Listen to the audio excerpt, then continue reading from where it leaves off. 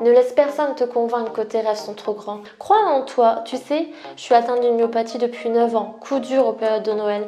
Mais je crois en moi, je crois toujours en ce cadeau d'anniversaire et de Noël, que j'en prendrai bien soin. Je crois à cette petite fille qui avait des étoiles dans les yeux quand elle regardait la télévision et écoutait la radio, les blablas des médias. Petite, j'ai été émerveillée par tout ça. Je me suis même dit un jour, ça sera toi, tu feras de belles choses. Coucou tout le monde, c'est Jadou, j'espère que vous allez bien. Aujourd'hui on se retrouve pour le deuxième vlogmas. Aujourd'hui ça sera une face cam. Alors hier j'ai tiré au sort l'un des thèmes de mon calendrier de l'Avent. C'est les critiques, les regards que j'ai pu avoir en 9 ans de maladie. Je vais essayer de me confier à vous, vous parler ce qui est arrivé pendant mon parcours, prendre quelques exemples parce qu'il y a énormément de critiques, de regards que des fois on ne fait pas attention mais ça nous touche. Mais avant de commencer cette vidéo, si tu n'es pas encore abonné à ma chaîne YouTube, abonne-toi juste en bas, clique sur la petite cloche pour avoir une notification dès que je sors une nouvelle vidéo. Et en plus là au mois de décembre, je sors une vidéo tous les jours à 16 h. Regarde aussi si tu es encore abonné parce que YouTube désabonne encore dès que je republie une vidéo. Et mets un petit like à la vidéo pour m'aider, pour me soutenir. Surtout, je vous attends dans les commentaires. Mettez-moi un petit cœur dans les commentaires, même si vous ne savez pas quoi mettre. Ça fait toujours plaisir. Au moins, je saurai que tu regardes la vidéo et tu m'aideras à avancer dans mes projets. Je vais ouvrir le calendrier de l'Avent. Tu sais que je suis assez gourmande. Enfin, vous savez que je suis assez gourmande et tout. Alors, le 2. Comme hier, hein, le 21, je l'ai vu directement. Bah, c'est mon anniversaire. Ça approche. Mais je galère à trouver les autres. Ça y est, je l'ai trouvé. Il est dur. Voilà. C'est un petit œuf comme hier. Bon, je le mangerai tout à l'heure. Donc la vidéo... On va commencer la vidéo. Je n'ai rien préparé. Je ne sais pas du tout comment ça va se passer, comment elle va se dérouler cette vidéo. C'est pour ça que j'ai voulu la faire face cam. Surtout, c'est pas quelque chose que je parle habituellement. Parce que des fois, je fais même plus attention ou des fois, ça touche. Ceux qui me suivent depuis un moment savent que j'ai une myopathie depuis 9 ans. Je l'ai chopée juste après une vaccination. Je vous en reparlerai dans les vidéos de décembre. Je vais aller bref, donc j'ai une myopathie depuis 9 ans et ça s'est aggravé petit à petit. Comment je l'ai vu? Tout simplement, j'ai eu des maux de tête très importants. J'ai été à l'hôpital et je n'aurais jamais imaginé qu'ils me fassent un examen neuro. Enfin, après, je ne suis pas spécialiste de tous les hôpitaux. Il y a de ça 9 ans. J'allais pas souvent chez le docteur ni dans les hôpitaux. Il y a de ça 9 ans. Ils m'ont fait un examen neuro et là, ils ont vu qu'il y avait quelque chose qui clochait. Surtout, c'était le stagiaire de mon médecin parce que j'avais déjà été chez le médecin juste avant. Je savais que je tombais régulièrement, mais je passais outre. À 16-17 ans, on se dit, allez, c'est pas grave, peut-être la fatigue. Je faisais du sport et tout quand j'étais en vente. C'est tout, je passais outre. Et voilà, ils m'ont annoncé après, plus tard, que j'avais une myopathie en faisant des examens. Là, petit à petit, je voyais bien que les soucis étaient là. Peut-être même avant, un tout petit peu avant le vrai diagnostic myopathie. Et encore, c'était pas le vrai, c'était myopathie, mais point d'interrogation. Bref. Là, je me suis dit, ouais, il y a un souci, je tombe beaucoup. Ok, ils m'ont annoncé une maladie, mais c'est quoi? Enfin, je ne m'aurais jamais imaginé que aujourd'hui, j'aurais besoin, le plus souvent, d'un fauteuil pour me déplacer. Au début, je tombais régulièrement. Je savais encore faire des longues distances et tout. Je boitais. J'ai été avec quelqu'un qui n'a pas été vraiment sympa avec moi et je vais vous aborder le thème dans ces vidéos-là de calendrier l'Avent. Après, il y a des personnes qui savaient très bien que j'avais des problèmes de santé. Ça leur gênait pas, bien sûr c'était par écrit, hein, pas en face, hein, c'est toujours facile, de me traiter de jambe de bois, de se foutre de moi, ah tu sais pas marcher, des choses comme ça. Au début c'est un peu dur et tout, mais bon, on te dit mais c'est pas grave, laisse tomber, mais bon. Après, je vous avais parlé lors de ma première vidéo que je vous annonçais mes problèmes de santé l'année dernière. J'ai fait ma dernière année de lycée dans un autre lycée. Enfin, j'ai refait ma terminale et tout dans un autre lycée. Je me suis retrouvée toute seule. Pourtant, j'ai essayé de m'intégrer, mais je me suis retrouvée toute seule. Beaucoup de regards. Pour vous dire que j'avais une copine d'enfance, on va dire, un tout petit peu. Enfin, elle habitait au même endroit que moi. Elle savait que j'arrivais. Elle me disait cool, je la connais. Au moins je serai pas toute seule, enfin je me ferai des amis et tout, même si je suis un petit peu plus vieille et tout, peut-être 2-3 ans plus qu'eux, c'est pas grave, je me referai des amis. J'ai vraiment une facilité d'aller parler aux gens, je m'intéresse, enfin je suis pas restée dans mon petit coin comme ça et tout, c'était pas ma nature. Bref, donc au début, les premières semaines, je voyais déjà que ma classe ne voulait pas du tout me parler, ça me faisait des critiques par derrière. J'en ai même parlé, même si j'étais majeure, j'en ai même parlé à un prof et une infirmière qu'ils ont fait un petit peu le nécessaire. Je crois que j'en avais parlé un petit peu plus tard. Tout simplement, l'infirmière et la prof avaient menacé cet élève qui était vraiment excellent. Enfin, c'était le premier, il se vantait d'être très intello et tout, que j'ai rien du tout contre les intellos. Hein. Tout simplement, l'infirmière et le prof lui ont dit d'arrêter de me critiquer, d'être méchant, enfin d'être faux cul comme ça devant moi et que derrière ça rigolait, toutes les moqueries. Ou sinon, il allait passer en conseil de discipline et honnêtement j'ai eu la chance pour le coup parce qu'il avait vraiment peur. Parce qu'il voulait aller je ne sais plus où après le bac et ça serait marqué dans son dossier. Donc là il a arrêté toutes les moqueries.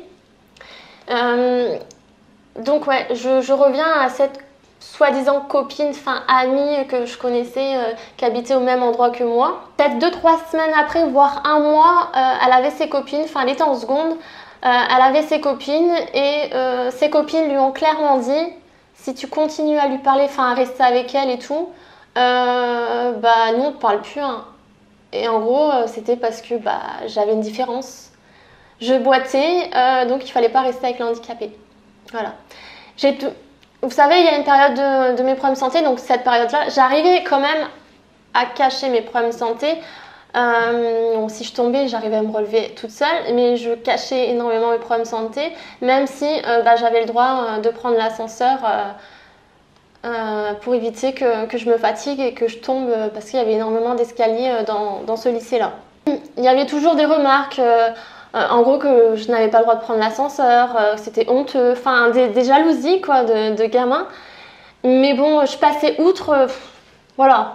J'avais aussi de mon ancien lycée, enfin même collège, j'avais aussi des amis, même en dehors.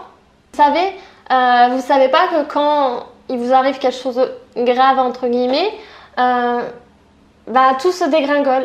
Que ce soit famille ou amis, tout se dégringole. En gros, t'es pas compatible avec eux, donc ils te laissent de côté.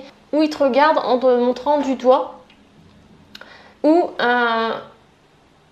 il faut pas s'approcher de toi. Ou à chaque fois qu'ils te voient, ça te parle de ta maladie. À force, c'est chiant. Et tu réponds méchamment, c'est soit tu restes ami avec la personne qui arrête pas de te parler de ta maladie tout le temps, ou soit t'es là, tu fais la faux cul. Mais moi je suis pas faux cul. Et les 3/4 du temps c'était ça, on parlait que de ma maladie.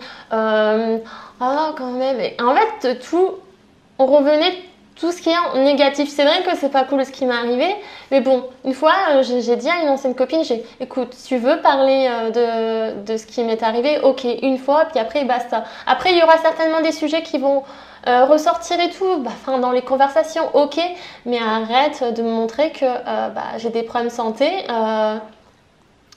Déjà c'est pas facile et je ne savais pas où j'allais. C'était compliqué. C'est sûr que ces personnes-là n'ont pas forcément compris ce que je leur disais. Après, j'ai eu aussi des sortes de critiques comme quoi, c'est pas compatible une fille qui est belle Enfin, attention, comment dire, je me dis pas genre ouais, je suis trop belle, non, non et tout, que dalle, non. Non, pas du tout, au contraire, j'ai pas confiance en moi, j'ai de moins en moins confiance en moi et tout, à cause de plusieurs choses, à cause surtout de cette année que je vous parlerai ce qui t'est arrivé. C'est plus par rapport à mes problèmes de santé et lié à mes projets que c'est assez difficile tout ça. Donc oui, je voulais dire, c'est pas compatible pour les gens comme avant, comme aujourd'hui. Quand j'étais de plus en plus debout, je sais encore marcher un peu, je vous en reparlerai, mais c'est compliqué d'être debout toute la journée et sans appui, c'est juste pas possible aujourd'hui pour moi. J'espère un jour, je vous parlerai, je suis en train de faire je vous parlerai lors de ces jours-là des autres vidéos. Je suis en train de faire un traitement, enfin d'une homéopathe que j'ai été voir en Belgique et ça fait à peu près 2 semaines. Là, je vais entamer la 3e semaine que je fais ce traitement-là. Je croise les doigts. Après, je me dis pas ouais, ça va marcher. Je vais retrouver la fille que j'étais avant, être debout tout le temps. Enfin, bref. J'en perds mes mots là. Donc, je disais que en gros, le plus souvent que j'ai eu quand j'étais debout avec ma béquille et que j'arrivais un petit peu à cacher, et même encore aujourd'hui, croyez-moi, c'est pas compatible. Une fille qui, on va dire, qui s'apprête, donc c'est pas compatible une fille qui s'apprête, enfin qui se maquille, qui se fait belle, enfin c'est pas compatible avec le handicap. Et je l'ai eu souvent ce genre de réflexion là où le regard, c'est pas compatible, c'est pas possible. Pour vous dire, j'ai déjà eu des personnes de ma famille qui m'ont lancé à la figure, enfin par écrit ou c'est des personnes qui m'ont rapporté que certains de ma famille ne croyaient pas en ma maladie. Pour eux, c'était juste pas possible. Après, vous allez me dire, pas possible, ce qui t'est arrivé et tout, c'est fou quand même. Non, c'est pas possible parce que c'est pas vrai pour eux. Parce que, enfin, je suis cette personne-là, entre guillemets, j'aime bien m'apprêter. En gros, il faut être dégueulasse avec un handicap. Et moi, je suis pas d'accord. J'essaie toujours de vous faire passer des messages positifs à chaque fois. De ne pas baisser les bras, même si c'est vrai qu'il y a des coups durs. Et j'en ai. Mais il ne faut pas baisser les bras, se laisser aller. Non, ça, c'est juste pas possible. Et j'essaie beaucoup de vous donner des petits conseils par rapport à... Il y a eu beaucoup de personnes de ma famille qui m'ont rejetée. J'aurais aimé, de toute façon c'est que dans les films entre guillemets, c'est les 3 quarts presque qui m'ont rejetée. J'aurais aimé, comme dans les films, une famille soudée qui soit là pour la personne de sa famille qui a eu un souci, mais qui lui montre pas, qui essaie de lui changer des idées, qui essaye de lui changer les idées pour lui oublier son quotidien entre guillemets. Mais dès que ça m'est arrivé, j'ai eu personne. Et quand j'étais hospitalisée à l'hôpital via ma migraine que j'ai eue et qu'on a découvert ça, vous croyez qu'il y en a un seulement qui a bougé son cul pour venir me voir? Après, bien sûr, vous avez mes grands-mères qui sont venues et 1 ou 2 personnes de ma famille, mais je veux dire cousins, cousines, voilà quoi. Ça a été 0 pourtant, c'est pas ce que je manque, j'en ai énormément. J'ai été beaucoup déçue par le regard de certaines personnes en me laissant galérer, en me regardant, en train de fumer sa clope par exemple, et pas venir m'aider, enfin me laisser galérer à monter des escaliers, que c'est juste horrible. Enfin même monter 10 marches, il y a de ça 4-5 ans, 4-5 ans, je vais vous dire, c'était galère et tout. Et aujourd'hui, c'était galère à en pleurer presque. Même aujourd'hui, ce serait encore 2 à 3 fois pire à en pleurer des marches d'un vieux monument et tout pour aller passer juste un examen. Que ce n'était pas adapté. Ça fait mal au fond de soi, mais à force, des fois on se dit bon, c'est pas grave. Mais il y a des moments, tu as envie de répondre méchamment à la personne. Voilà, c'est ton cœur qui parle et tu peux pas faire autrement que répondre méchamment. J'ai encore aujourd'hui, vu que je suis de plus en plus en fauteuil, quand je me déplace, pour vous dire, hier j'ai encore eu une dame et tout, j'arrive, je reviens je rentre dans mon immeuble et elle me dit, c'est pas facile. Elle me dit même pas bonjour et elle me sort ça. Je fais bah non, ça va. Qu'est-ce que vous croyez? Voilà, c'est saoulant. Des fois, vous avez des petits mots. Peut-être que c'est gentil de l'autre personne, mais ça ressort de la pitié et c'est grave saoulant. Je vous ai parlé un petit peu de ce qui est arrivé en 9 ans de maladie et normalement ce qui ne doit pas arriver. Et encore, je vous ai pas tout dit parce que la vidéo, elle aurait duré et c'est déjà assez dur pour moi de vous confier tout ça.